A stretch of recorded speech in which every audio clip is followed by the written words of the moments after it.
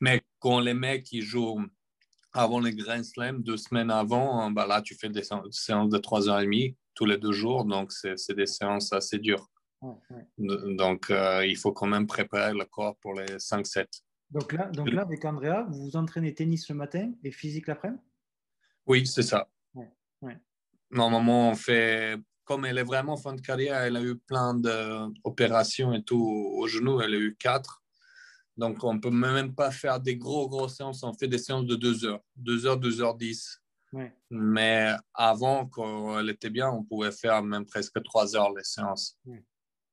Donc, c'est ça. Et après, l'après-midi, elle récupère, elle mange, elle fait une petite sieste et elle fait, Mm.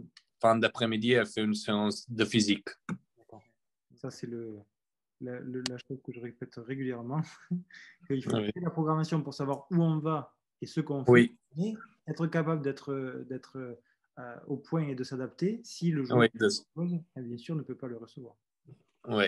Mais en tout cas, avoir, parce qu'il y a parfois, on peut douter de l'importance de créer une programmation et d'avoir une séance en tête. Parce que les gens se disent, oui, mais si du coup il n'est pas prêt ou elle n'est pas prête, du coup ça ne marche pas, ça ne sert à rien d'avoir fait, on le fait pour rien. Ben, en fait, non, au contraire. Si on le fait, au moins on a une base, on sait sur quoi on va travailler, et si ça doit Oui, changer, ça change, mais au moins on sait sur quoi on va travailler. oui, exactement.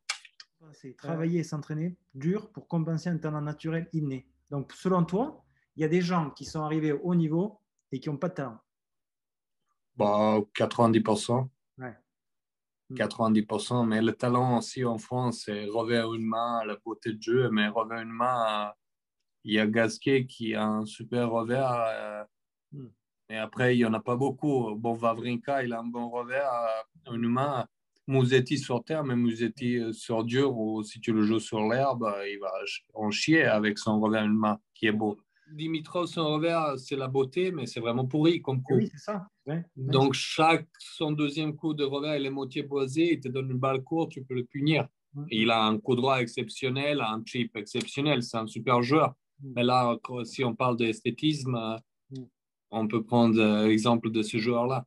Ouais. Tout le monde parle, c'est un mini Federer, c'est rien à voir. Le mec, il est 4-5 mètres derrière la ligne. Il y a des mecs comme Djoko, ils jouent sur la ligne. Et ça, Ouais. c'est le talent. Voir la balle si tôt arriver, jouer en montant, ça, c'est 10 000 fois plus grand talent que voir un Buttigieg. Et ça, des Mais fois, Gilles Simon, il a bien dit ça. J'ai vu dans une interview il y a quelques années, personne ne parlait de lui comme un mec talentueux. Il parlait plus de Feliciano Lopez, mais à mon avis, il est 10 fois plus talentueux que ce mec-là.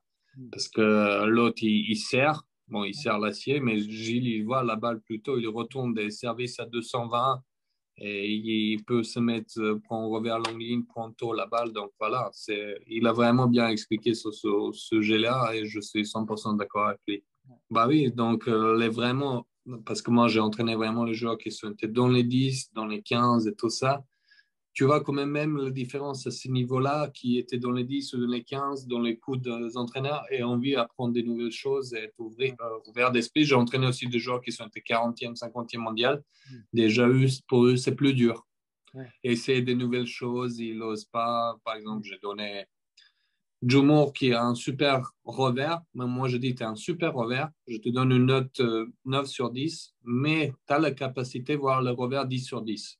Tu mm, as la capacité, si on change, si on rajoute un truc technique, même la balle basse, pour pouvoir l'accélérer, parce que lui, il aime bien jouer bas et tout ça. Donc, quand lui, il fait le chip, quand l'adversaire lui refait le chip, par exemple, pour descendre les poignets au niveau, en revers, pour accélérer les balles basses, bah lui, il a dit non, il n'a pas envie de changer son coup qui est fort, il n'a pas envie de rajouter ça techniquement.